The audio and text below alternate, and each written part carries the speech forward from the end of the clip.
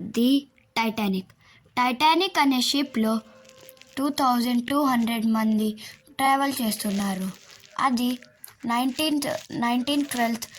10th April రోజు బయలుదేరింది. ఆ రోజు అందరూ హ్యాపీగా ఉన్నారు.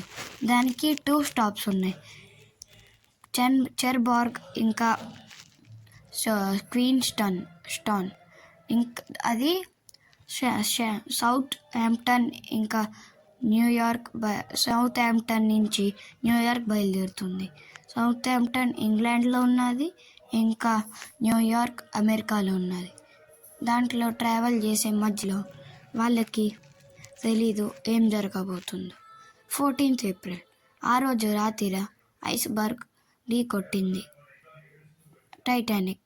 టైటానిక్లో మధ్య భాగం ఇరుక్కున్నది.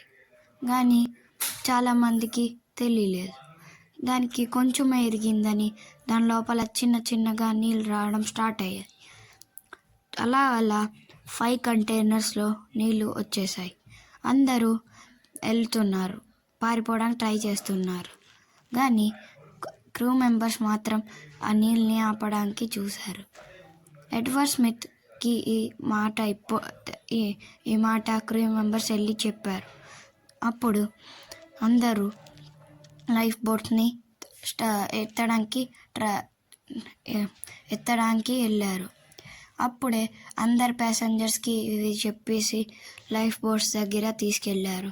అందరూ పరిగెడుతూ భయపడుతూ వెళ్ళారు. ఎందుకంటే అది మామూలు విషయం కాదు.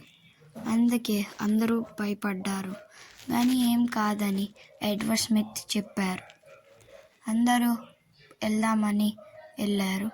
వెళ్తూ వాళ్ళకి ఏమవుతుందో తెలియలేదు. అందరూ వెళ్తూ ఉన్నారు. కానీ వాళ్ళకి ఇంకా తెలియదు అది చాలా దారుణమైన విషయం అవుతుందని. లోపల ఉన్న కొన్ని మంది అనుకున్నారు అది ములగదు, ఎందుకంటే టైటానిక్ ములగదని అందరూ చెప్పారు. అది ములగలే, ఎందుకంటే చాలా టైం ఉన్నది కాబట్టి అది ఇంకా ములగలే. అందరూ అలాగే అనుకున్నారు. కానీ అది ములిగింది, అది ఇరిగింది.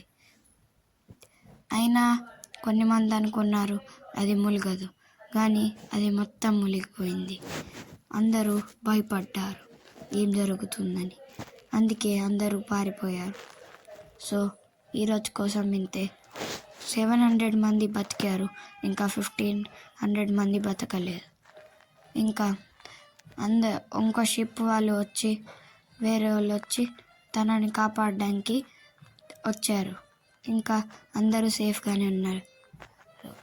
అందుకే ఎవరేమనలేదు. సో ఈరోజు కోసం ఇంతే.